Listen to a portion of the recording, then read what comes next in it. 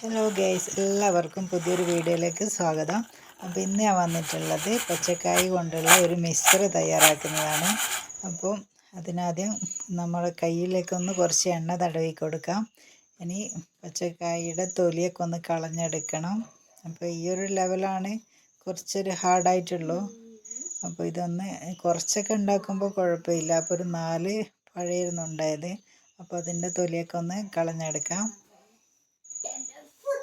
നമ്മുടെ കയ്യിൽ എണ്ണ തടവിയിട്ടില്ലെങ്കിൽ കയ്യിലൊക്കെ കറ പിടിക്കും. അപ്പോൾ ആദ്യം നമ്മൾ എണ്ണ തടവി കൊടുക്കണം കയ്യിൽ.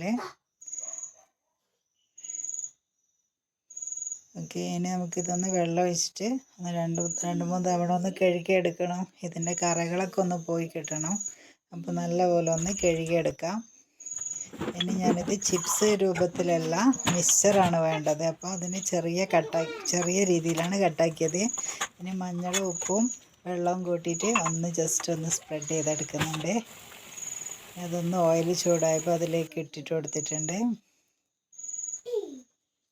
ചിപ്സിൻ്റെ അതേപോലെ തന്നെ, പക്ഷേ ഷേപ്പിൽ ചെറിയൊരു വ്യത്യാസം ഉണ്ടെന്നേ ഉള്ളൂ.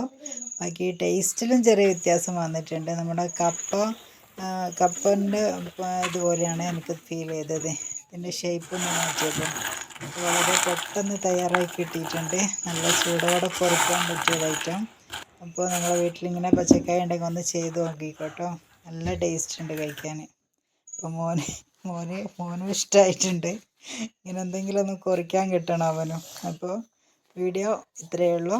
അടുത്ത വീഡിയോ ആയിട്ട് വരാം കേട്ടോ. Thank you.